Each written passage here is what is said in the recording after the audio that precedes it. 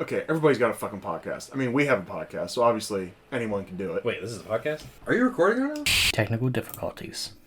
No, you don't have to say anything. I'm gonna edit it out. Technical difficulties. Okay. I put mayonnaise on a pickle. It was not the best, but it might have been the worst. Do my feet? I mean, my feet stink, right? Yeah.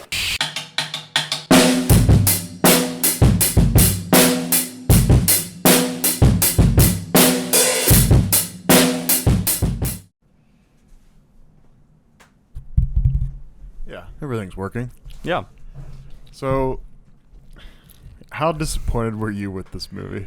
Like, pretty disappointed. Yeah. I had really enjoyed my time through 1 and 2.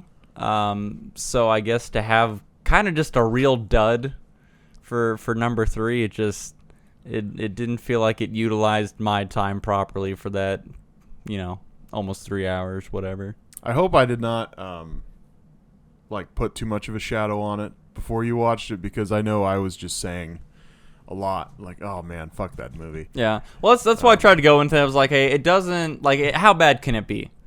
You know what I mean? Like, I tried to still not have much of a downcast on it in any way, and just be like, okay, let's see what's gonna go on. I mean, we're still in the universe. What's the worst that could happen? Godfather 3. Yeah. It definitely happened.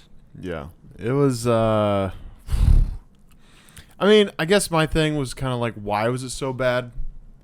Because if you told me, like, hey, Godfather 3 is about Sonny's bastard son that he had with Lucy, the girl he was banging at the wedding in the first movie. The guy who took the Corleone crime family over, plans a massacre to kill all the New York Dons.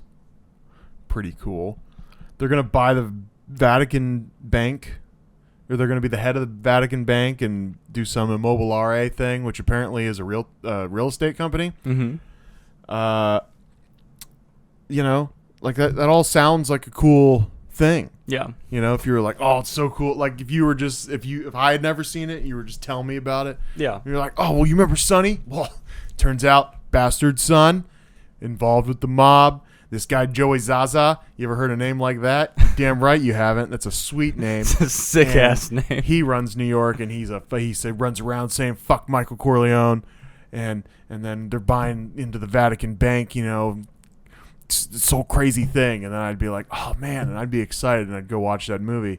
And then I'd come back to you, and I'd smack you in your fucking face.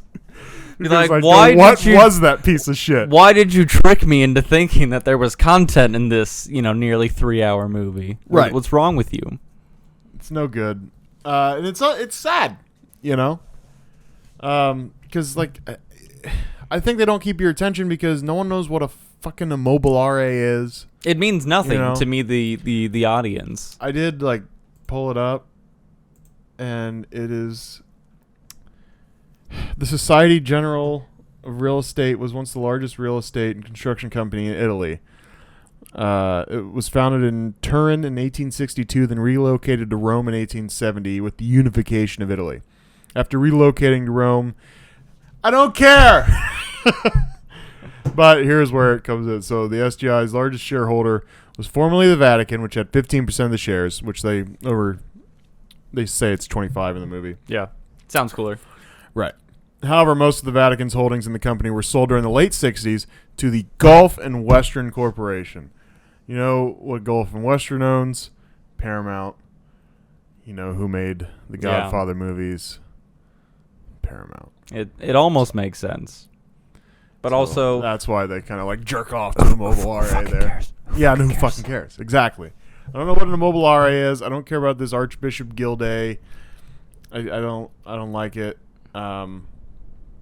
I think the only things I like about this movie is I like the scene in Vincent's apartment. Yeah, where the guy's broken. Right. He handles it sweet. I got to imagine that's maybe how Sonny would do it. Yeah. Well, and I think at the end of the day, if you look at what was good, it was the actual mob shit that was going on. Yeah. Because that's what's cool. That's why we're here. We want some of the intrigue. We want some of the backstabbing, the double crossings.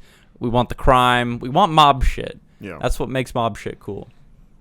and the fact that he knows around the time they're eating spaghetti after the massacre of all the Dons that it was Altobello, and then we just proceed to not really do much about it until the big drawn out last scene of the opera. Yeah, which miserable. So I like the Vincent apartment thing. I like the big massacre. The Zaza assassination was cool. That was pretty slick. But other than that, I don't have much praise for it. Yeah. It was just a bunch of scenes that got us next to the kind of cool thing, Yeah. It's like, how do we loosely get everybody into this next room? Yeah.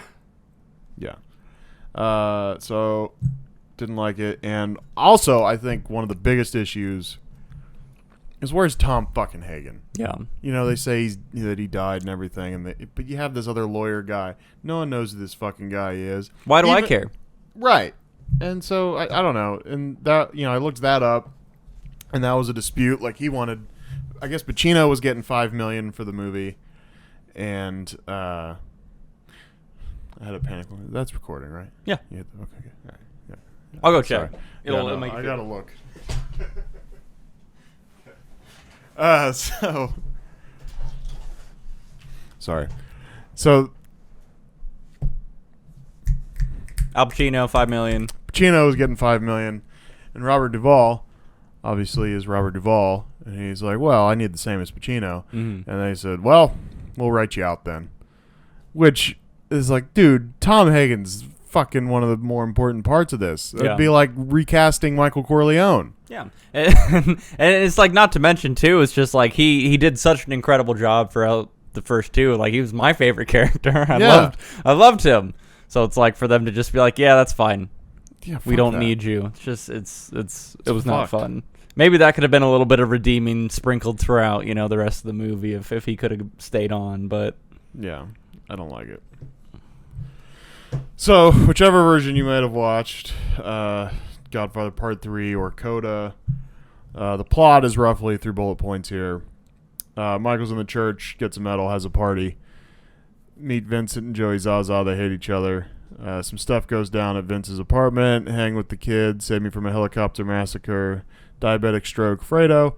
Anthony's a singer because we need a reason to be in Italy and have a long drawn-out scene inside a theater later. No cousin fucking. Mary says, yes, cousin fucking. Vincent agrees. Mary stays sad for the rest of her life. Deal is shady. Vincent is the new Don.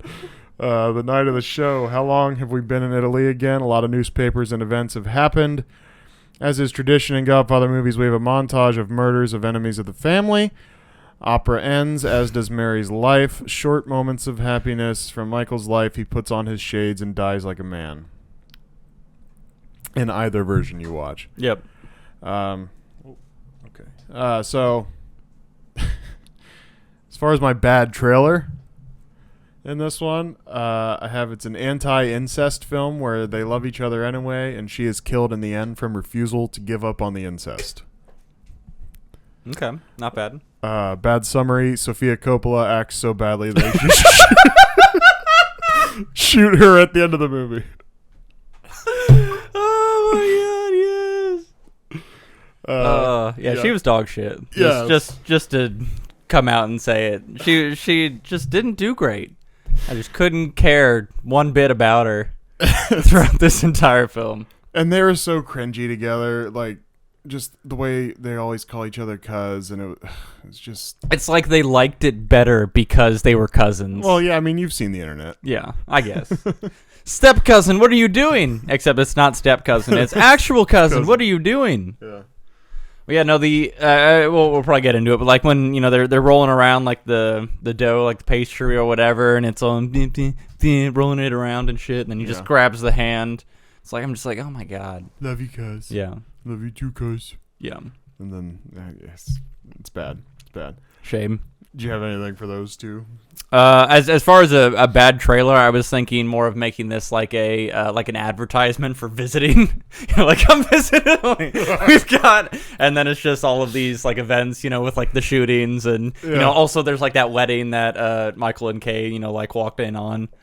You could probably recut it where they're like actually trying to shoot like if you have narration over it, right? And they're like, look at this in Italy, and then like some murder happens. It's like no, shit, Yeah, shit, yeah. fuck, It's like, okay. oh, Who cut put it. this in here? Who put this in here? Yeah. Okay, well, as you can see, sometimes some bad things happen in Italy. You've been to Detroit, okay? It happens everywhere. And then I guess like Bad Summary was just like Grandpa retires to Italy. Yeah, that's good. So as far as bad casting, I did 3 of them. I got Sofia Coppola as Mary, because it's just bad. Sean Connery as Michael Corleone. I think that's good, and they're kind of parallel at this point in Pacino's career. Sure. And I got Nicolas Cage as Vincent, because that was a thing that apparently he's Francis Ford Coppola's nephew, and really wanted to be Vincent. No shit. And Coppola was like, no. Yeah. I mean, I'd fully understand not making that decision, but like, having heard you say those words out loud, I'm like, I could see Nicolas Cage being in that role. He wouldn't do it great, but I could see him trying to be in that role. Also, I don't remember if I mentioned this in either of the first 2, but Talia Shire is Francis Ford Coppola's sister. Okay. So that's just an interesting thing. You got to keep it in the Using family, just family, like... Yeah. Just like like Vincent. Vince and Mary. You got any bad casting? I didn't have any bad casting this time around because I thought everybody sucked. Yeah. So.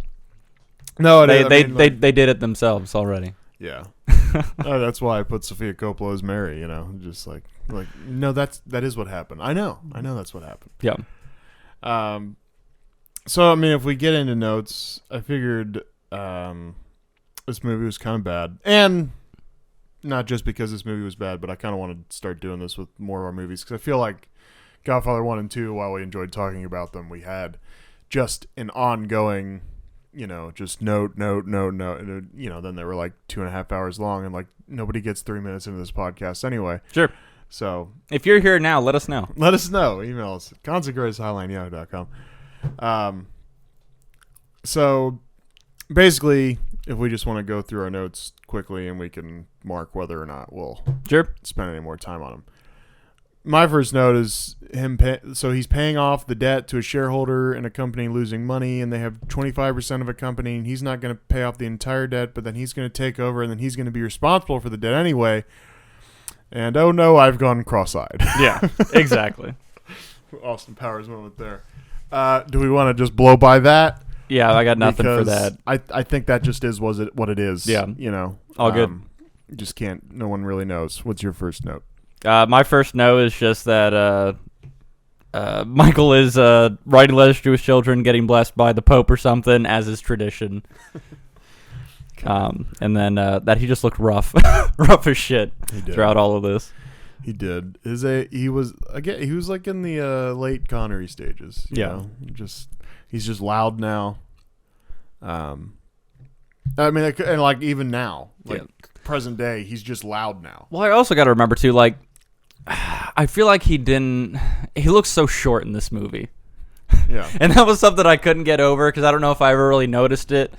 But like he's so short. At some point, I'm just watching this, and I think it was actually when like Kay walked up next to him. She's probably wearing heels or something, but she's like towering over him a little bit, and I'm just like, oh my god, he just looked like this kind of sick, feeble old man. Which I mean, pretty much that's where he was basically. Well, and he's playing like an older guy too, right? So he's you gotta embellish, being a little dramatic about it, right? Yeah. My next note is still think Kay's pretty dramatic, pretty awesome life, and she only got shot at once. Yeah. But we can pretty much skip that. What do you got?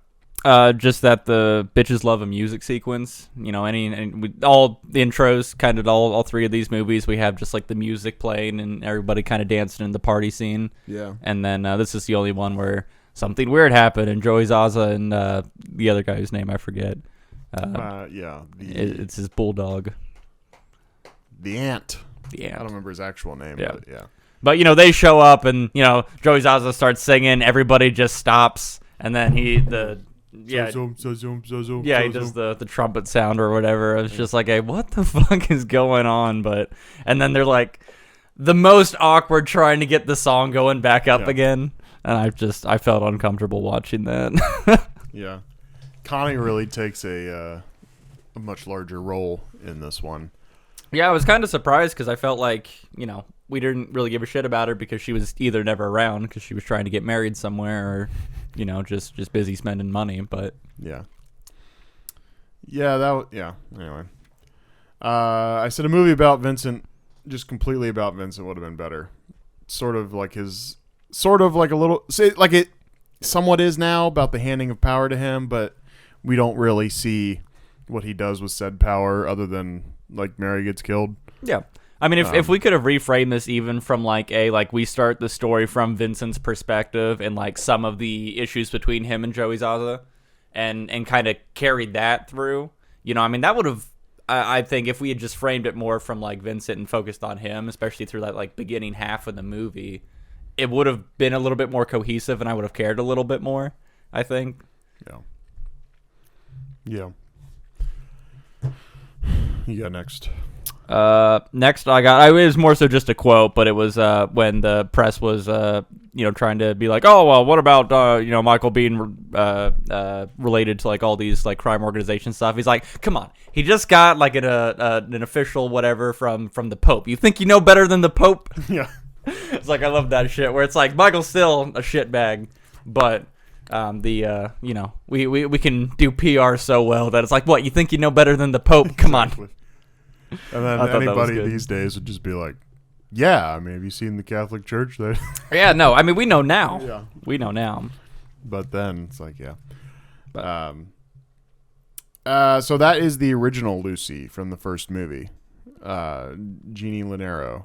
So another actor to do that is the guy who initially played Don Tomasino in the first movie, Corrado Gaipa, I think is how you say that name. But a different guy played Don Tomasino in part 2, so he didn't get the all three.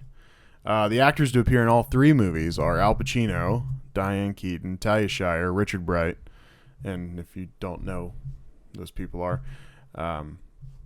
Michael, obviously, Kay, Connie, Richard Bright is Al Neary, Tara Liverano was Tom Hagen's wife, so I guess she was here. I wasn't really watching for her in this one, but apparently she was there. So she I think there was a brief scene in the party in the beginning. probably with the son, right? Yeah. With Hagen's son, yeah. And Sofia Coppola, unfortunately. She was just a child and had no lines in the other movies, but Which they should have just held on to. yeah. Or done better, but Yeah. So that's just cool. The all three club. So, what do you got next? I like that Johnny Fontaine showed up and got to be a cool kid at the party again. But just that, I guess I harped on a little bit more just in the interactions that Michael was having with Kay in there, where he just looked like this feeble old man. But also just like so much more like quiet, I guess, and like calm. I felt like he was kind of like simping up to her a little bit. Yeah. Like he was very much clearly like, I'm so glad you're here and I want to just be in love with you right now a little bit, but Yeah. I'm trying to play it cool. He's like, yeah, it's been 8 years. Like he probably knew the day, the hour, and everything. You look fantastic. Or Yeah. something like that. I can't remember what he said. Yeah. But I just I thought that was a little simpy, and I guess it kind of makes sense because of some of his interactions with her later, where it feels a lot more like, oh, I'm still in love with you kind of thing. I pissed my life away. Yeah. Yeah. I like when the Vincent and Zaza meeting in the, in Pacino's office, or whatever, Pacino's office. It's the same. It's fine. And Vincent's like, he's like, he's like, right? Yeah. And then, like Pacino kind of jumps. He's like, oh. He It's almost absolutely like- flinches, like he wasn't ready for. It's almost like, oh, I have a line. Yeah. Well, I wasn't sure of that, or if that kind of again was coming back to like the feebleness almost, where it's Right. like, hey, I don't do the high octane, I don't do the raising of the voice. Which, granted, I mean, he didn't do a ton of those like outbursts outside of like when he was yelling at Kay. A couple of times, like when he was having meetings with people where he got, a little louder. In my home! Yeah, that's exactly what I was trying to think of. What the line was. If my children come to play with their toys. Yeah, just the fall off. That's the thing. He's post shout. It's all the trailing off. That's him this entire movie. Is the trailed off. Yeah, so I like that. And then in the same breath, in that meeting, Vincent bites his knuckle just like Sonny. Mm-hmm. I don't know. It's a cool scene. Again, if Vincent would have been focused on more in this movie, this would have been, I think, better. Yeah. So I like the way that Vincent bit Joey Zaza's ear, though. Sure. That was the most metal shit, and it seemed so odd that like. I mean, at that point, it made me feel like Joey Zaza was like just a big old bitch. Like I thought I was trying to get the impression that he was like this big, important, and like mildly scary new guy who was like coming into the game.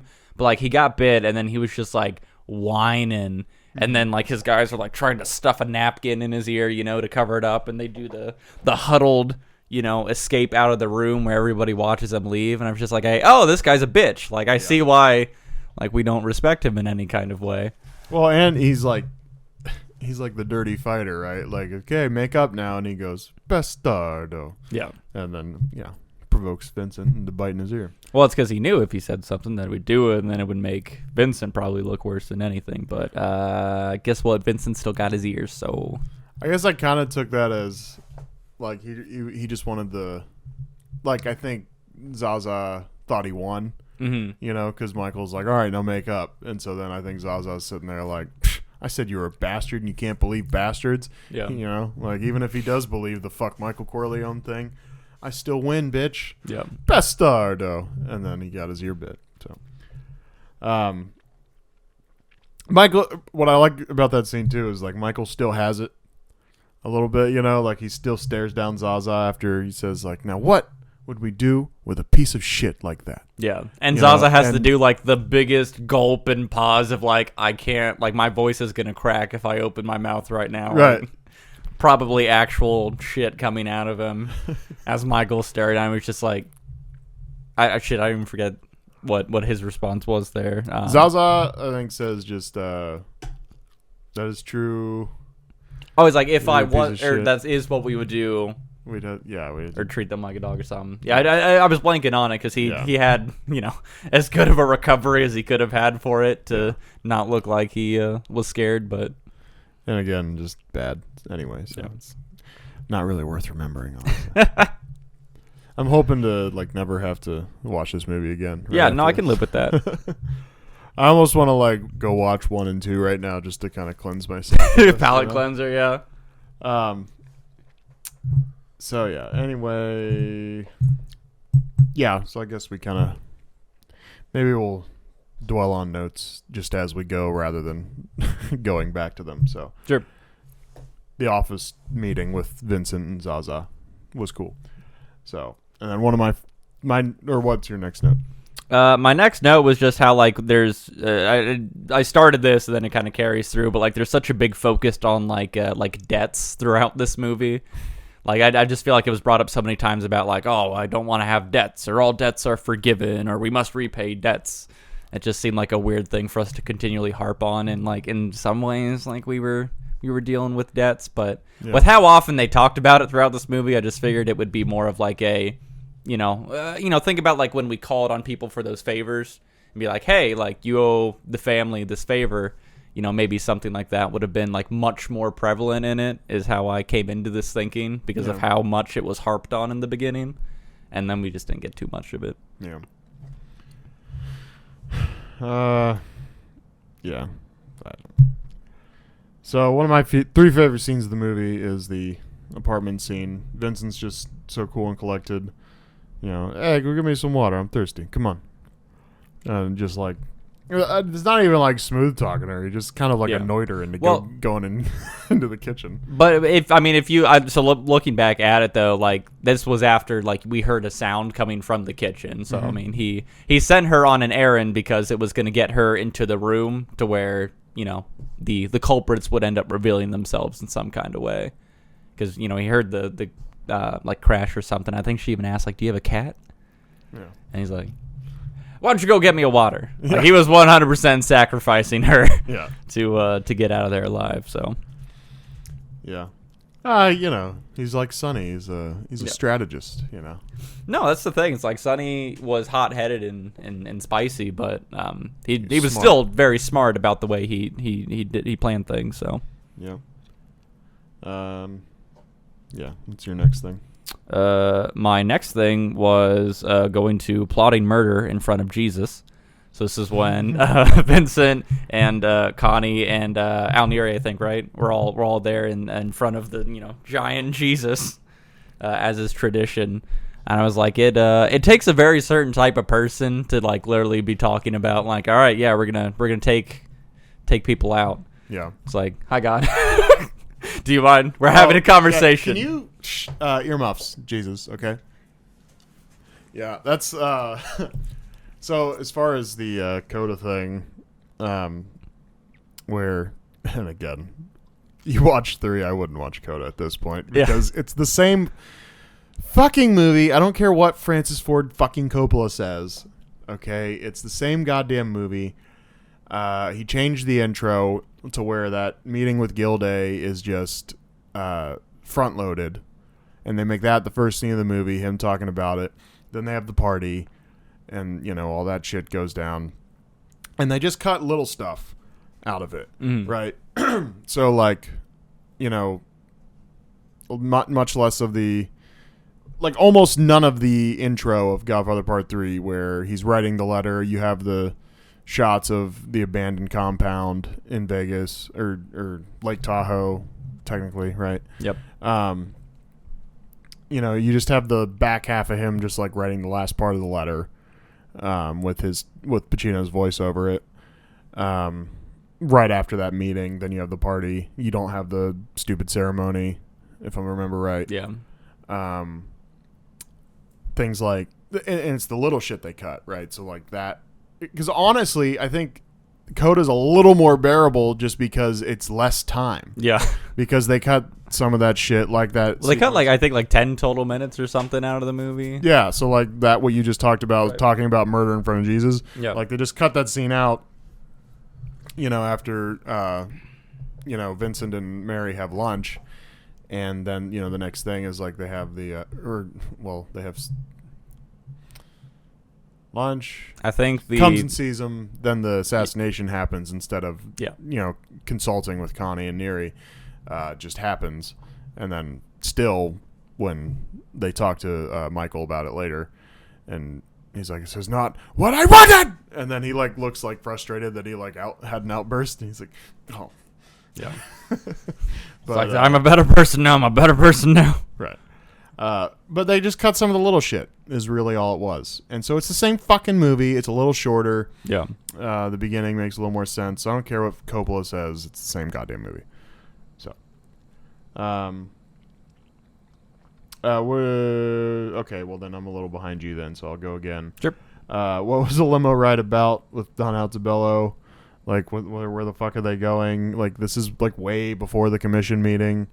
Coppola, if you want to make it make sense, then you just throw that like right before the commission meeting. If they're gonna ride together, like, where are you guys going? Is this just a limo ride to talk? And I think they did the murder after, because they visit Rome once, just to go talk to the church people there, which I think they cut that out of Coda. I don't remember. I'm having trouble remembering now. Or maybe it was later. I think they definitely go to Rome. But anyway, a lot of this, my complaint here is just a lot of this movie is them going around like, hey, like, they're not going to let you run, this thing because you're a gangster. And them just going like, well, this wasn't fair. And that's basically what that whole Rome scene was. Yeah. Was them just going like, well, we had an agreement. Yeah.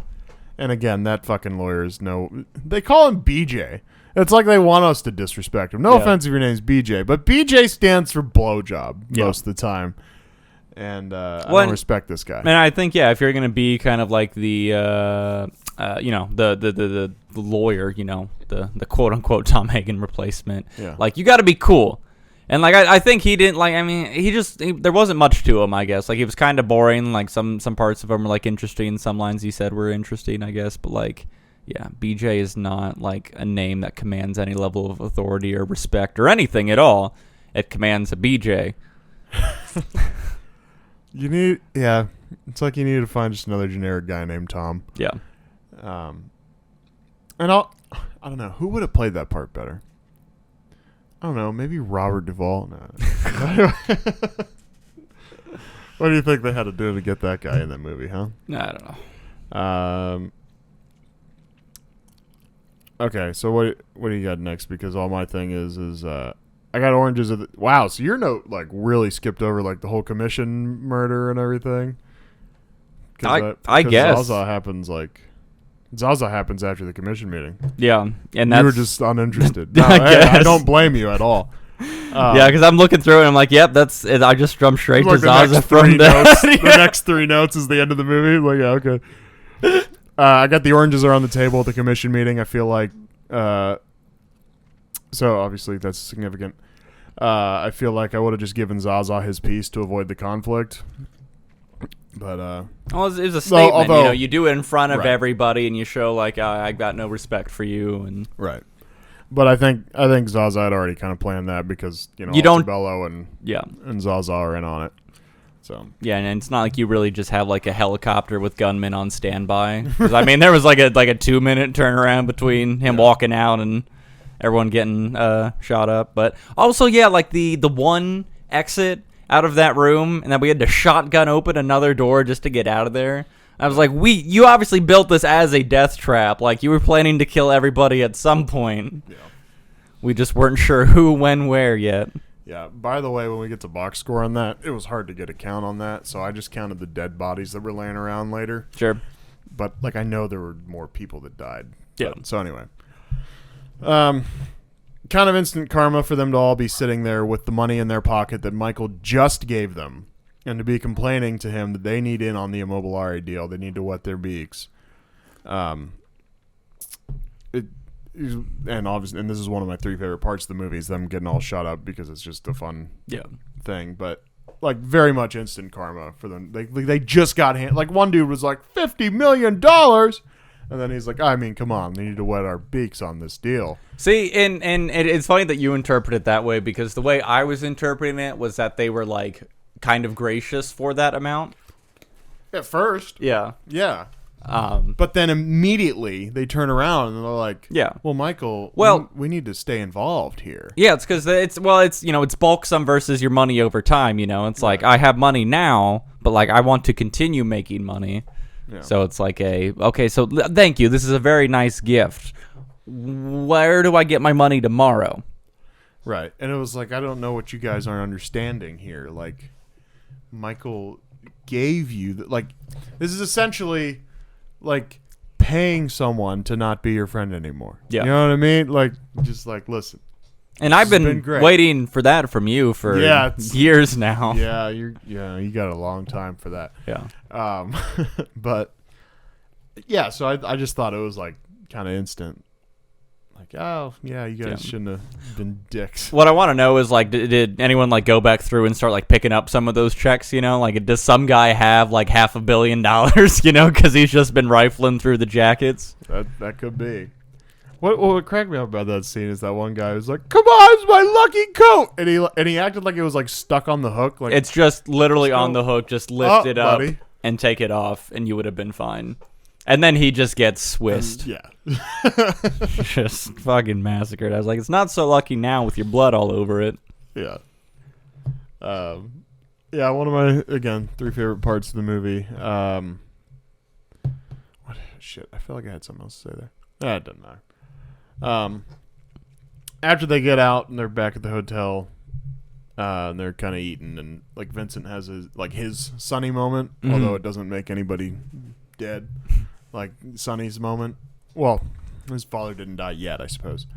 It doesn't start a war, right? But they have that same moment of like looking around the room after Vincent's like, "We strike back, and I'll take Zaza out." Yeah. And then, you just like do the pan, like Neri's like, like, just everybody's like, It's like, you need to chill, bro. like, everybody shouldn't have said that. And then Michael goes to him like, "Vincent, never let anybody know what you're thinking." Yeah.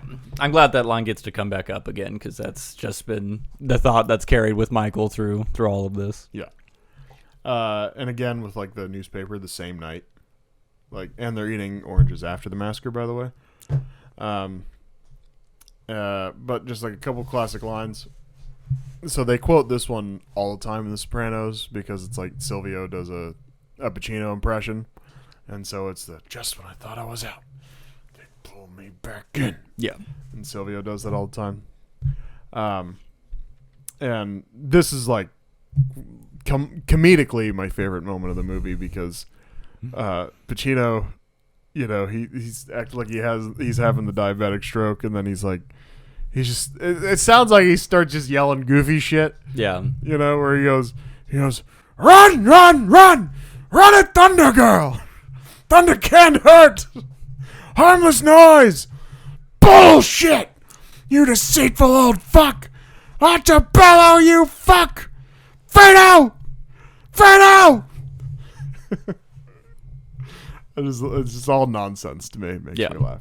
I mean, I have to hope that I don't end up with diabetes and have a stroke like that. But it's basically like it's like you develop like Tourette's almost. It's like he's just shouting the most out of pocket stuff. And granted, maybe some Thunder of that can't hurt. Yeah, yeah. Like what the fuck is that about? Harmless noise. Bullshit. Yeah. Fredo! Run a Thunder Girl. Yeah. What? It's like what could that possibly mean? Fredo. Okay, so, Grandpa, sit down, drink your orange juice, eat your Snickers. It's gonna be fine. Yeah, I gotta know on that later. But yeah, something else that just makes it so cringy is all the "I love you" because they have their little they meet up later because it's. By the way, Martin Scorsese's mom is in this movie. She's one of the old ladies that comes and talks to Vincent. Huh. Like when him and Mary are gonna sit there and and like asking to clean up the neighborhood kind of thing. Yeah, the white-haired lady is Martin Scorsese's mom. Oh wow. So Nice. she makes a lot of appearances in Scorsese's movies. And I mean, this if I is not Scorsese's movie, and I'd be like, mom. yeah.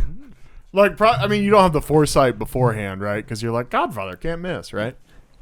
But Yeah. It just sucks. that you she don't isn't- have it's like, and like you can't find her in the credits really, so it's like it's kind of funny. Marty is probably like, Not this one. Not this one.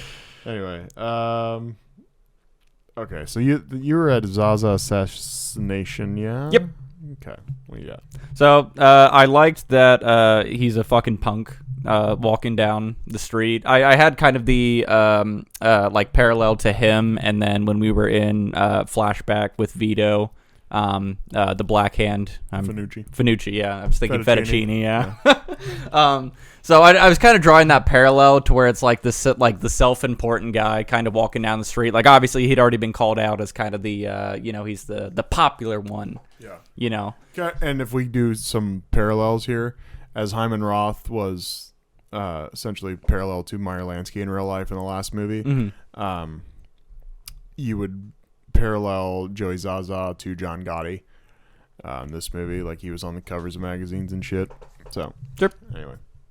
But yeah, just in kind of taking that parallel to like him and Fettuccine, they're just like these self-important guys, like walking down the street thinking the world is somehow revolving around him.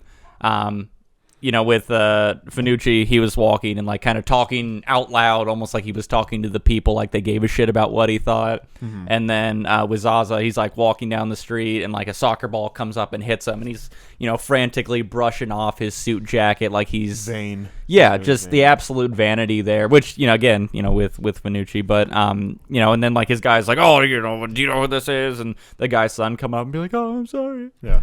The slight difference is like there are a couple people that do actually care what Zaza, whereas no one gave a fuck when Finucci's just like narrating his walk down the road. Exactly. Yeah. So I thought that was kind of just like an interesting parallel because I got that same kind of vibe through both of those scenes. Yeah. I mean, I think it was the same Street probably. same street like festival. I think. You know? But anyway. And then just moving into I guess like I felt it burning, like I knew like, all right, we're about to have like our shootout, we have our altercation, and then I'm looking around like there's like a lot of people and like a lot of kids around here. I was like, I don't care who's involved, this is fucked up, this isn't right. Yeah. That festival is also they do it in The Sopranos as well later. I think it's fairly late if I remember, but because again, like everything is Godfather based in Sopranos, right. But my next note is like after the assassination, but the Zaza assassination is my current note. The Zaza assassination is probably just the best scene of the movie and my favorite of the movie. Yeah.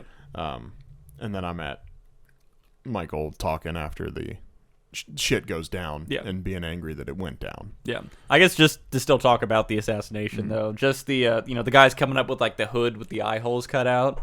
It's like that just like I don't understand how that's part of a regular festival because that just looks like very mean KKK. as shit. Yeah. Oh yeah, I guess I didn't even think about that at all. The white hooded guys, but I was thinking of it. I was like, this looks like just like a cult shit, or like it looks like they're up to some mischievous thing. Yeah. And obviously they were. Yes. But also like, how do you not get the guy?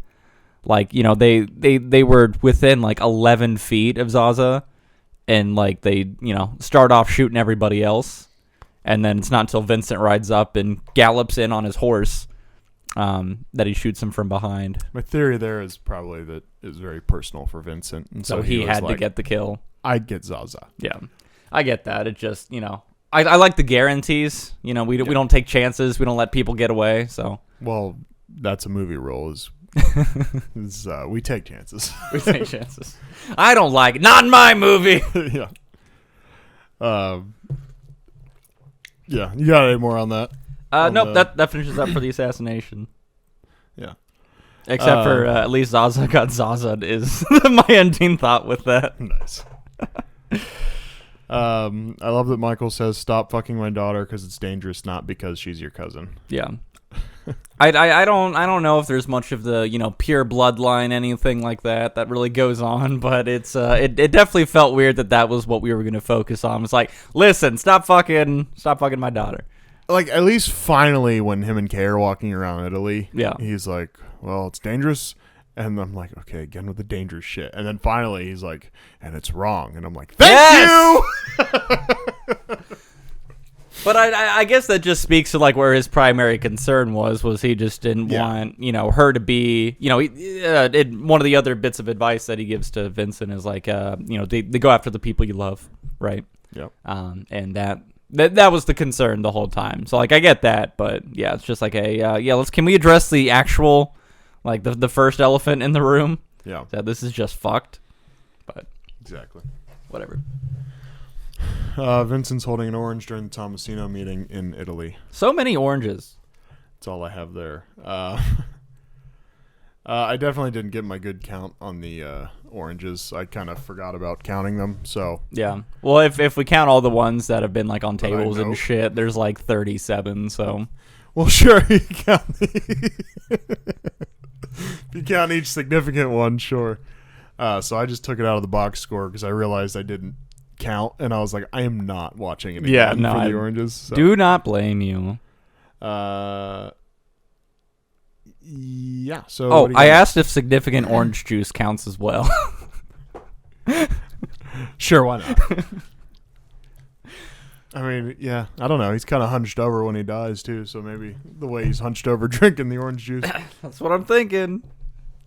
I have that scene in a moment. But I said, why would you tell your kids about the girl you banged for a bit while you were in Italy before you made them when you went back to America because someone blew that gal you were banging up? Yeah. Anyway. It just doesn't seem very appropriate. And like it almost kind of is better for that to be like a thing he takes to the, like that's just a him thing. Yeah. Like his grand scheme of things, like who all is alive at this point, who really knows about it. Yeah. Like that could have just been a thing that like even we get like that reflection on, at the end, to where it's just, only he knew this like secret love that he had, and like something like that would have been cool. But he's just like, hey kids, I fucked this other girl for a while. Well, and I guess the other thing is why I don't know. I don't think it's like wrong to say it to your kids, but at the same time I don't know. Just the fact that Apollonia even comes back up is funny to me. Yeah. Because like I don't know. I'm puzzled like why that. Because again, I think as we sort of talked about in the first one, is like, did he really like love that girl? Like he met her for like a little while, then he married her, and then she blows up in Italy. Yeah. And then he goes back. I don't know. It seems just very insignificant. It seemed like he got married because he was bored. So I don't know. Yeah. So it just seems weird. It's like, why do we even bother bringing up that conversation? Because like I don't think it's a thing you like have to keep a secret. Like I don't think you're like harming anybody by telling, but it does seem like weird that he was like all emotional after Anthony played that song. Yeah. By the way, kind of relatively like the Godfather tune there, and I would have to imagine kind of I didn't go back and compare them, but sounds like the song that's being played on the stoop in Godfather Part 2 after Vito kills Finucci and he goes and he holds Michael and all that. Okay. Yeah.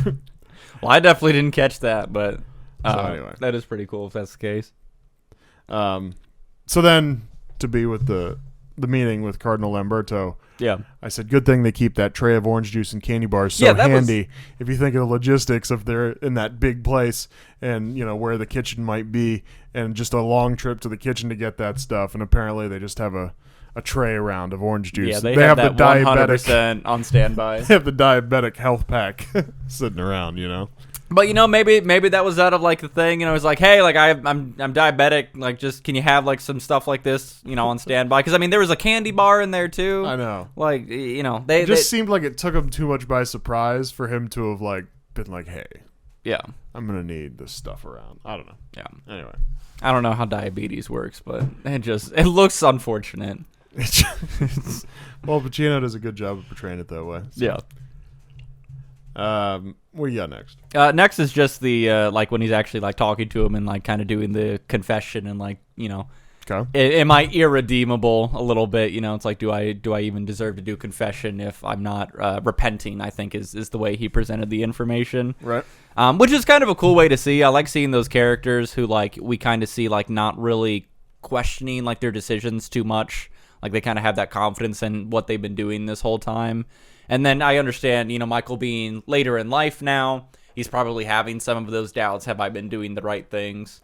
And kind of seeing that come through. And again, just plays into the feebleness, I guess, vibe that's been carrying through this. So I thought it was kind of interesting just the way that he starts that conversation and saying like, oh, can I even confess if I know I won't repent?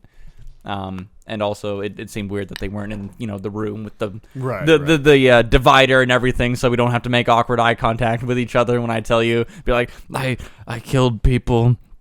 I ordered people to be killed. I ordered, or I forget how he said it with Fredo, if I killed Fredo or if he tried to deflect it. I killed my mother's son. I killed my father's son. Yeah. So I kind of like that because I like it when, the tough guy character gets to break a little bit. So like that type of scene I enjoy. But it just felt kind of weird overall because we're just doing it in like the, like garden atrium area of this church. And we're just like not like we're refusing to make eye contact with each other while you tell me these horrible things you've done. And I'm like, go on, son. Yeah. Or yeah, I think say go on, my son is whatever. Yeah. But yeah, just the idea of it I liked. I'm not sure if the execution really landed quite as much for me, but right. Yeah. Execution seems to be a problem in this movie. Yeah. I was just saying, what do you think he means when he says he betrayed his wife? He never seemed really interested in like other women. obviously there's a lot of, off-screen time that has passed, obviously between the first and the second and all that. Mm-hmm. So maybe Michael was a bit of a dabbler in other poontang. Yeah. But, Or, I mean, if you want to take it in the other direction, it really could have just been like he felt like he failed his marriage. He felt like he failed Kay, leading her to get, like, the abortion and everything. Like, I think maybe the betrayal to her is the, like, I promise I'm going to go legit. I promise we're going to have a good life together. And that he was still unable to do that. So but he could again, have that like, life. I don't really think it's, like, an active betrayal on him, Like, I, again, still kind of side with Michael in Godfather 2 where, she's, like, telling him he's all bad and everything. And I'm like... I don't think it's this easy to just, like, turn it all legit. Yeah. There's not a fucking, like, a switch. It's like, okay, well, we have Tom, can you hit the legit button, please? Tom, would you just press the button, Tom? Kay's been on my ass all year about the legit button. Can we just hit the legit button, Tom, please? Sorry, not for another 3 more years. Damn it, Tom! I'm replacing you. No, come on, Michael. You're out! Oh, I'm out, huh? I'm out again. Yes. Okay, well, good luck with fucking blowjob McGee over there. Out of here. Bye, Tom. Tyler's back. Tom's gone. All right. I don't know. I just didn't see him as like the... Anyway, I still do side with Michael in the past movie. Just got a pretty good life. He's burning at both ends. He's very interested in being married. Very interested in his children. He loves Kay. He still loves Kay in this movie. I don't think there's any betrayal of his wife. I think his wife betrayed him, but he's taken all the guilt on. So maybe. But I mean, unless there's some off-screen cheating that goes on. Because as we know, Mario Puzo wrote this story initially. So the horn is definitely there. He's fucking puncturing ladies. Yeah. Not in a lethal way. No, not with a knife, but Right. with his meat knife. Yeah. Meat knife. Yeah. I would just like sparkly letters like meat knife on screen. Meat knife. Anyway. And then this also brought up the question with me, like, do you think Vito would have had Fredo killed? Like if the same scenario happened with Vito that it happened with Michael, like Fredo's still his son or whatever, and maybe you have kind of the son bias where Vito would like just not, like maybe he'd keep his son prisoner, but I don't know that he'd have him killed. Like it just doesn't seem like a Vito move to have him killed, and I think Fredo was scared enough. Again, I think Fredo was scared enough of Michael, honestly, in the second movie that he would not have tried anything again. He's just stupid. He is. I kind of think that he might have gone more with like just the like permanent exile kind of thing. It's like we're not, I'm not going to be like sending you all the money. Like you're not going to have jobs, you're not going to have responsibilities. Yeah. Like maybe it's a little bit of like the banishment thing. But I feel like Vito probably has a little bit closer of that like familial thing with everybody. So it might be like like you stay on the compound basically, like you don't leave. You can't be trusted basically. You're going to be watched like a child almost. Yeah. Something like that. But yeah, I don't think he could have had him killed. I don't think he would have had it in him to do it. And like if Vito's brother had survived Italy, I don't know that he would have done that to his brother either. Yeah. Honestly, I don't know. I don't know. Vito again was just much more of a personable guy, and I don't even think it would have got there. Honestly, with Vito in command, I think it gets there because, the vibe at the beginning of 2 is just that, Michael's like all business. So I don't know, like he didn't leave any time to be personable with anyone. Yeah. So, what do you got next? So I think this was just after the confession, to where Connie and Michael were talking, and Connie was saying like, "Oh well, I sometimes think that Fredo drowning was God's will," Yeah. and just like Michael, just like hold it in, because Right, I'm sure so- that was just the last thing he was interested in hearing at that point was. Well, and my thing was with that. My note was like, do you think Connie knows the truth about Fredo, or that she plays dumb? Yeah. Or like, is that almost like a liability thing, where she knows the truth and just like Michael's like, okay, what we will call that is when Fredo drowned. Mm-hmm. If you refer to Fredo dying, we were saying that he drowned. Like, is that a code thing? I don't know, because like Connie, like, she knew the truth about Carlo. You know, in the first one, like, you know, she didn't take a fucking genius. Yeah. Right? And so, like, do you think that's, like, code? Do you think she just plays dumb? Like, Michael told her, and she's just like, well, Michael had him killed, but whatever. Like, he drowned, sure. Yeah. I don't know. Because I have to imagine that, like, Connie would have, like, held on, I think, a little bit more resentment if she was, like, 100% sure that he had him killed. Because, you know, I have to think maybe that's, like, maybe her coping mechanism with it is just the, like, this was the information given to me, I'm going to roll with it because it hurts more to think about Michael having Fredo killed. So, in essence, you say, yes, she knows. I say she knows, but is yeah, maybe deluding herself a little bit into it to make it easier. Yeah.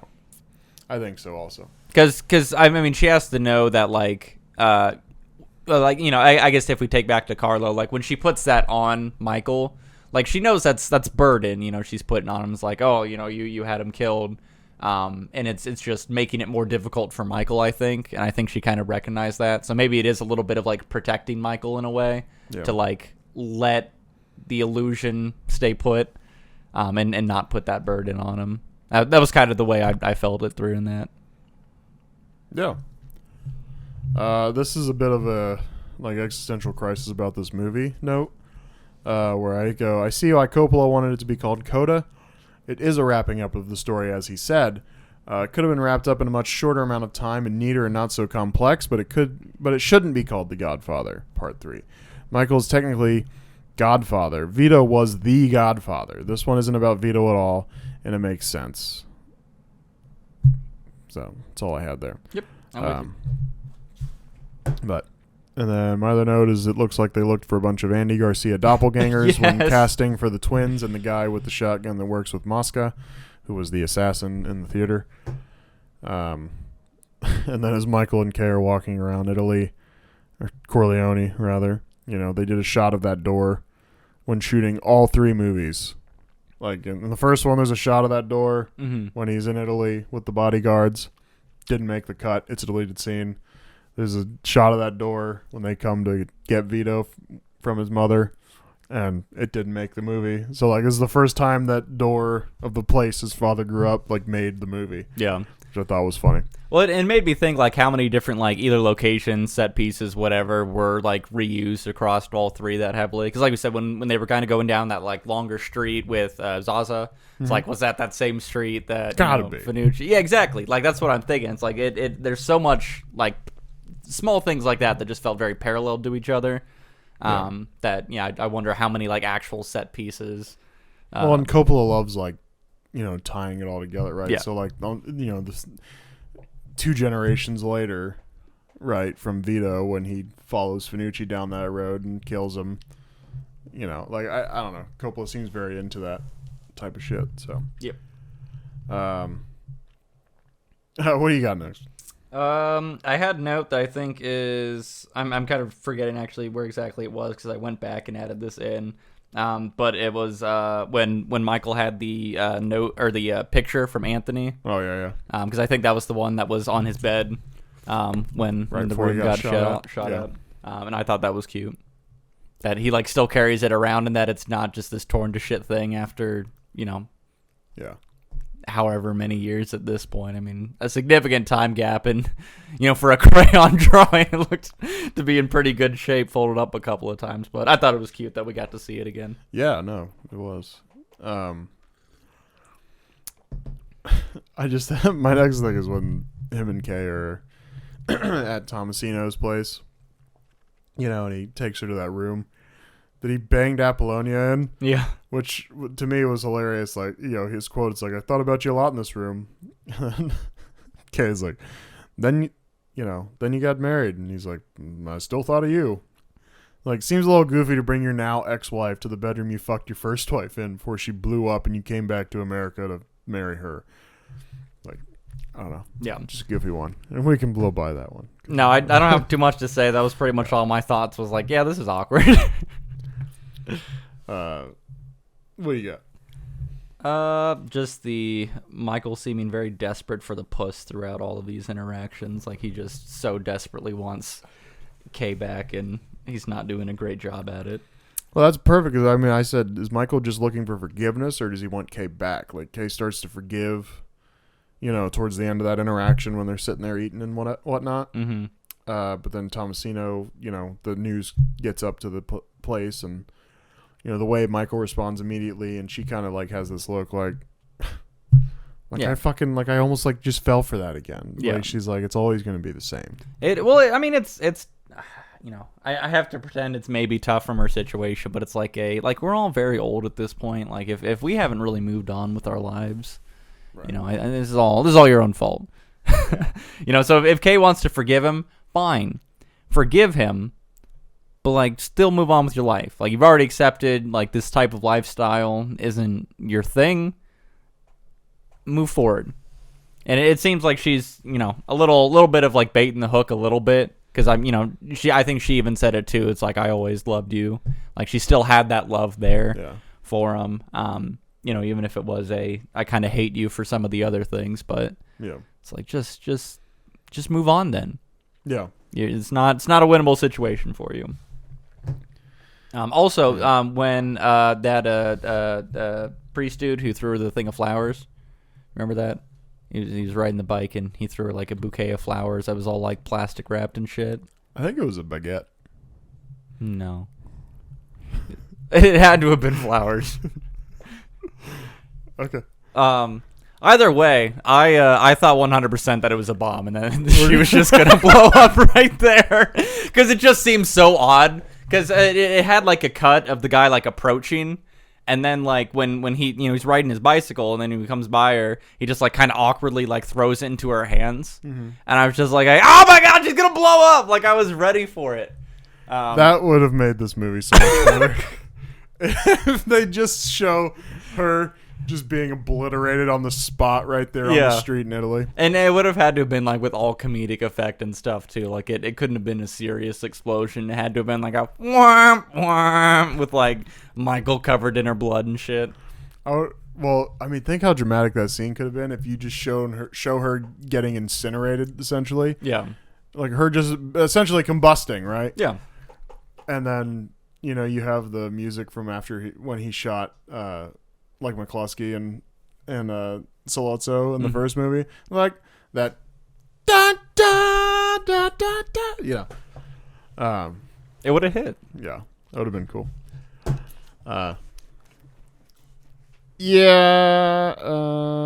Tomasino was dead and breathing. Just saying. We just can't seem to nail those dead takes. Yeah. Vincent being named Don mirrors the last scene of the first movie. Door shutting. Hand kissing, all that. What else you got?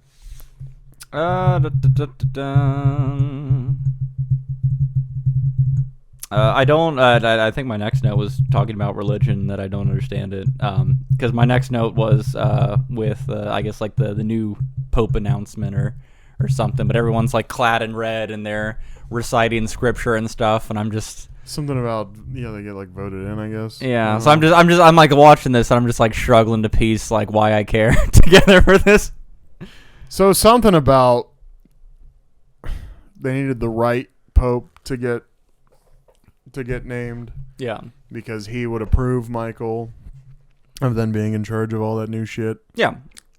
And then that's we're going legit and clearing house and And it turns out, which it took me a couple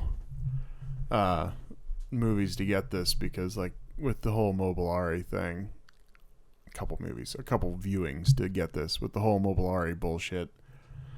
It was just kind of all clouded up, and they're in Italy and they're running around, and it's just like we're just kind of hanging out in Italy. And I'm like, how early did they come? Because again, there were a lot of newspaper articles, and how much time fucking passes while they're in Italy? Yeah. Because supposedly they're there to see Anthony's play, and it just seemed like a lot of time. Yeah. I don't know. Well, I mean, as we saw, I think it was in the Untouchables, Ryan's like the newspaper comes out pretty much later that day magically. Oh, and I forgot to say that earlier with the hotel scene, right? Like, because like the fucking they're in the hotel that night after the big massacre scene, and there's a fucking paper on the counter there, mob boss, whatever the fuck it says. Yeah. And I'm like, again, with the paper the same night, which I forgot to read, but Yeah, they have to print that shit out in like real time, like as the event happens. Like some newsy guy just wakes up from his like drug-induced comatose and is like, "I've seen it. Let it be written." It has to be something of that level because I don't understand how they get shit out that fast. no, it makes no sense. Moscow the assassin is slick. Acting like he's getting choked and he kills the second twin. Yeah. That's cool. No, that was the coolest shit. Number one, I don't understand how it happened because people are heavy. So like he had to have held up that guy's entire body weight, Yeah. and to pretend to be choked. But yeah, just the fact The shadow helped for Yeah. sure. Like there's a leg like probably going the wrong way in the shadow that Yeah. you don't see, right? Like, yeah, the darkness probably definitely helped him. If we could get more of the movie about that guy, that would be slick. I mean, I think, I don't know. Anyway, Yeah, like a mob hitman movie would be interesting. or just like follow this guy. I mean, and again with shit getting cut out, like there's a scene with him and that like shotgun Andy Garcia doppelganger, where they're like in a closet and they're like picking out priests' uniform or priests' outfits. And I'm like, cool. Yeah. And then like that's the whole thing. Yeah, that was like minute and a half of screen time or something. Yeah. It's just walking down, opening up the closet. Yeah, Outfits. they took that out of Coda. Priest outfit. Yeah. Oh, that's right. You watched it. Yeah. Yeah. I seen it. So yeah, it was in there. Yeah, like they took that out of Coda. So like it was, again, Coda's like a little more bearable because it's short. But like even so, like after honestly, it's not that bad a movie. Like if you were to stop watching it after Zaza gets killed, you know what I mean? Like if they somehow tied everything in, it's like, oh, the Immobiliare thing's not gonna work. We're coming back to New York. Okay, Michael's gonna get back in power. Okay, let's kill Zaza. Yeah. Boom, Corleone's back in power. But then I don't feel like it'd be that easy because I mean, we were throwing around hundreds of millions of dollars, with Michael's current position. I don't think shrinking down to just operating out of New York again is going to scale very well. No, you're right. I don't know. I'm just trying to fix the movie. I know. We can't. You can't. You really can't. So the Lucchese death is different in part 3 than in Coda. And apparently, like, there was a thing where they censored it because if you watch Coda, when he gets stabbed with the glasses, there's this whole like blood spurt, and then they don't show any blood in number 3. Fair. So that's cool. And again, the rest of that note's just the clothes and everything. So that's better. My next note is when basically the end. So what do you got? So, number one, I just, like, as Connie was talking to Portobello, Altobello. Yeah. Everyone has to get a stupid name because otherwise it doesn't stick. Yeah. But, she's talking to him. It's like his 80th birthday that day or something, which, I mean, the man looked ancient. But, they're kind of having this sweet moment of like, oh, you used to give me Tootsie Rolls on your birthday, and I got you these, cannolis or whatever. These nuns took a vow of silence. Yeah. But like as soon as she pulled him out, I was like, poison food. Yeah. And then when it ended up being poison food, I was Good call. yeah, I was very lit. I was like, I called it because just I really just as soon as she pulled it out, I was like, poison food. Yeah. And then when she definitely didn't take a bite of it or took like the smallest nibble because she didn't even have any of the shit on her face or anything, I was like, Connie, you bitch. Or like I get like maybe just had like just enough, just to just to be like, no, I'm okay. I'll be okay. But like I mean, for him, I mean, he was tearing through those things. Oh, So, like he ate multiple full ones of those. So I mean, her having a single bite, like what, she would have been a little sick later. Yeah. She'd be fine. Yeah. The man's 80. You could have given him a cough drop and he would have choked on it and died. Surprised he didn't choke on the cannoli. Honestly.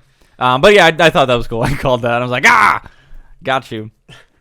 I liked when Vincent was talking to Mary, and she was like, "I'll always love you," and then there was like just love someone. yeah, there was just this big dramatic pause, and he was like, "Love someone else." I was like, "Ooh!" I think I like audibly made noise when I heard that because it felt so Bernie. Yeah. So good. And then I had a small note just to harp on the fact that opera singers are so incredibly impressive. Sure. Like just hearing those guys, anyone who's like an opera singer, like just saying the amount of vocal control and power and stuff they can do. I just find that so incredible, and I really enjoyed those couple of scenes throughout this movie with it. Yeah. But yeah. As far as I'm blanking on his name, but it was the guy who got smothered by the pillow. It starts with a K. I think it was the accountant, Keinzig. Keinzig, yeah. I was thinking like Koenzig or something. Yeah, so Keinzig. Close. I thought that was stupid because they dropped like the rosary or whatever onto his face and then put a pillow over his head. Yeah. And I'm pretty sure that doesn't work unless you're like sick or dying, like it's going to take a while. Yeah. So it didn't make sense, and especially when he had like his gun that nearby that he did a shitty ass job of trying to grab while he was dying. I thought that was weak as shit. Yeah. But it is again kind of like the reveal at the end where they're just kind of like, hey, so this is what happened in case you haven't pieced it together because this is a muddled plot. yeah. Basically, We need like a Gilday. scroll text of like, hey, yeah. just to finish up. Basically, Gilday and Keinzig fucking were playing everybody the whole time. The Bastardos. And, they just kept the money that Michael gave and then didn't do anything with it. And then Lucchese's like, where the fuck are these guys? And then they kill Lucchese. And Michael's like, where the fuck are these guys? Kill him. Or Vincent is, rather. I don't know. Who's calling the shots? I don't know. Some white guy. Yeah, I don't know. Anything before the end? Just the fact that any excuse to do a murder montage over like a normal event is really cool. And then I jumped to the end scene. Okay. Well, I said for the end, what the hell is this play about? Sofia Coppola's best acting is done when she is dead. I love Vincent's reactions. Short, non-emotional. No! No! Yeah. I felt that he was pretty good in this movie.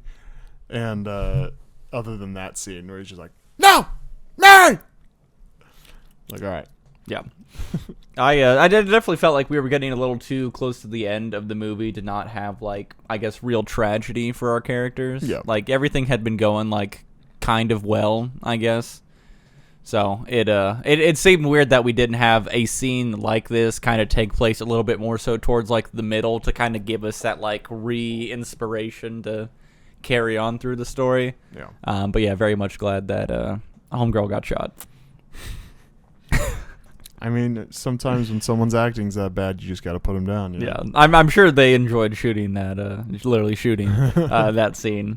Just to be like, yes, everyone's applauding. She's like, why? Why is everyone so... Was it that good of a take? Yeah, you did so good. Again, You were the best dead body. Her dead acting is better than her live Yeah. acting. No breathing shots from her. Yeah. That's all I'm saying. Doing better than some of the other folks. She's a great dead actor. Yeah. I think Michael deserves to suffer just a little bit. I was thinking about, this with him essentially surviving that altercation, and he gets to just have the super pained scene of yelling and all of that on the stairway or the stairs. Yeah. And we kind of sit there for a while. Everyone grieves, and then when we do the I guess like the reflection on life stuff with Oldie sitting in his chair. Number one, just the saddest scenery to be dying in, where he's just out in this like dirt path with a couple of puppies running around and just crumbling. But I thought about it in two ways. I was like, number one, it's kind of nice that he gets to suffer. I guess it's like it does people who do those types of actions, even if it is like for the good of the family, all that, like the end result is that you're doing bad things. So it's like, do you really deserve to suffer? It's like, yeah, he kind of had a lot of that coming. With the amount you take away from other people, you get to live long enough to suffer, I think, rather than getting like a clean death. Yeah. So I kind of like that. That's at least the ending that he got to have. But also that just the time skip in general from that scene to like the reflection and then the end was just so jarring, and it didn't land for me. And it's even worse in Coda because, for one thing, they don't even show the full him falling out of the chair dying. And it's almost misleading because the first time I had watched any version of Part 3 was Coda because I bought the whole trilogy. Sure. And the text that comes on screen in the end, he like all you show is him putting on his sunglasses, and then the screen goes black in Coda, and then the words come on screen. It's like, when a Sicilian wishes you Cent'anni. Dog just moved the camera. Oh. Yeah. When a Sicilian wishes you Cent'anni, it means for a good life or whatever the fuck. And then, the next sentence is, because a Sicilian never forgets. And you're like, you really chose to cap off this series of movies like that? Yeah. Like, come it's on. weak. My comments on the end of the movie was basically like, I guess they had to be beaten eventually, right? Like, I suppose, you can't have your cannoli and eat it too. Just ask Altobello. Everything looks like it worked out. A few casualties. Oh, shit. The rest of the thing I was going to say about that was, so you technically don't even see the death of Michael Corleone in that version of the ending. And you definitely think that because it's called The Death of Michael Corleone, that you're going to see, like, you think he's the one that's going to get shot. Yeah. When Mary gets shot. And so they almost mislead you there. Which, classic movie. Like, it's not a... Yeah. It's, Misdirection's always fun. Misdirection. It's fun. Unless it's this movie. 'Cause, like... And then... I wish I was misdirected to a different movie. Right. I guess you could almost argue that when Mary died, maybe a part of Michael died, and then he leaves the rest of his life in agony. Who knows? Anyway. Yeah. So, fuck that. Anyway, so... Can't have your cannoli needed to. Ask Altobello. Everything looks like it worked out. Few casualties along the way, but it worked out. But then Mary dies, and then Michael dies alone. But I kind of want to know about everything afterward. Like, they focused on the most boring part of the Michael story, like, just in general. Like, does Kay fall out? Like, never talk to him again? Like, what's his relationship with Anthony? Do they, like, does Anthony blame him for Mary's death? Like, well, if you're never involved in all this shit, then maybe yada, yada, yada. How does the business go? Like, does that deal fall through? What's the Vincent and Michael relationship like after this? Are they mad at each other? Like, does Michael continue running the business? Does he retire? There could be a movie I'm actually interested in, spinned off of, like, as a spin-off of this movie. Yeah. Yeah, I don't know. My ending thought is, like, I definitely would have really loved for this to wrap up with Vincent and, like, a full turnover of everything to Vincent. Yeah. Like, if we could have just taken, like, even, like, 5 minutes and it just be, like, the... just Vincent kind of taking over all the responsibilities and stuff, and we get a little bit of that Godfather 1 ending where it's like that, like, down from the hallway we have the doors open and we see, Vincent sitting down instead and kind of starting business with other people, the doors closing. Mm-hmm. Like, something but they like, wasted that shot after Michael named him Don. Yeah. So it's like, I just, like, something like that would have been really cool. If it was just like that full, like, all right, now, like, Vincent is the one, like, fully leading the charge now, like, Full we have circle. faith in him. Yeah. Like, it would have felt very complete, I think, if that was even what we had done with the end. But I didn't care about Michael too much at the end of the story, or really throughout most of this movie. But or anybody for that matter. I mean, again, if it was a Vincent movie, yeah, I think if this it would've movie been was all good. Vincent, this would have been better, 100%. I think it could have been done, but maybe we should do a kind of podcast called like movie rewrites, and then we make the plot of the movie, and like we don't have to like read dialogue and shit, but like we could just kind of like bullet generally point kind of thing. Yeah, generally rewrite it. If this movie had a baseball card, it would say, we're not reading the oranges part because I was like, was it 3? I don't know. I didn't fucking count. I think it's more than 3 anyway. But deaths, 30. The asterisk on that is Lucchese's murderer. Did he die? The massacre, I can only count the bodies I see at the end scene. Definitely some balcony guys that died, but 10's what I got as far as that scene. So there's probably more, but I can't prove them. Sure. So it's just a solid 30 deaths for The Godfather 3, Part 3. A pair of cousins that banged, 1. And then that's my full box score. Yeah. You know what this movie was missing? I think more cousin banging. Well, do you think so? Yeah, I feel like we should have gotten more cousins involved. A cuz orgy, if you will. Like just everybody's in that kitchen with Corgi. with Vincent and Mary, and it's just like, I love you, cuz. I love you too, cuz. And then more cousins come in, like, I love you too, cuz. And Anthony like, walks in. He's like, well, Vince, I've always thought you're kind of handsome. yeah. And it just turns into this like super uncomfortable scene that goes on way too long. Yeah, And then Sonny's other children walked in, like the twins and like the one twin's husband. Yeah. Right, and then yeah. And then we just hard cut to the next scene and pretend it never happened. Like that's or that's the ending. Like that's how we end the movie.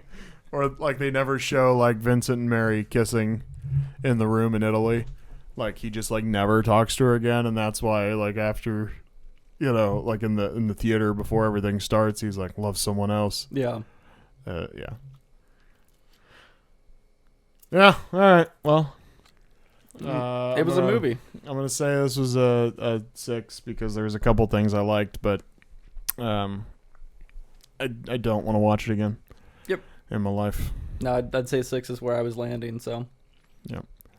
Again, couple things I liked, but just underwhelming. Yeah. Bad acting by some, and I get it. Like three movies in a row of kind of killing it. It's unprecedented. It's hard to do, and I get it. But yeah, you kind of just wish for a little bit more because obviously the potential energy has been there. They've done it twice. It just seemed like we really dropped the ball and didn't put the care and attention in this time around, and it was a waste. It was absolutely correct. A waste.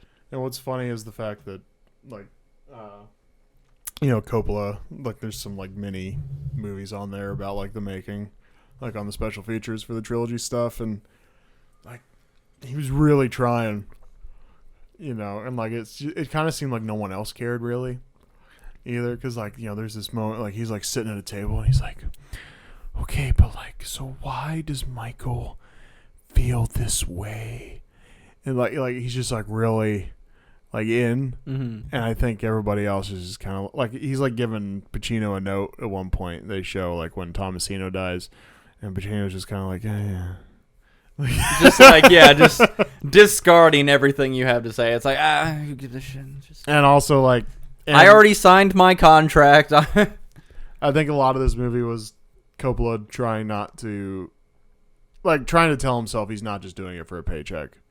Even though that's what he was doing, and the other thing was like Paramount said like, well, we'll find somebody else, and Coppola was like, okay, I'll do it, and he needed some money at the time supposedly, and sure. Yada yada yada yada. So I guess on that note, do we know like who else that they may have been looking at for this, or did they never get that far? We don't have that info. I did not see that info. That's fair. It'd be interesting again, to see like who. What I read could have just been. Oh, right, it's anyway. the IMDb facts that I make up every week. That's right. You're like, oh yeah, I did type that. Yeah, now it's all coming together. All right. Well, thanks for listening or watching. Hopefully, if you got that far, YouTube, Content Crisis Hotline, yahoo.com. Email us. Twitter, Content Crisis 1. Check us out on Instagram. Subscribe to us anywhere you get your podcasts. And thank you. Goodbye.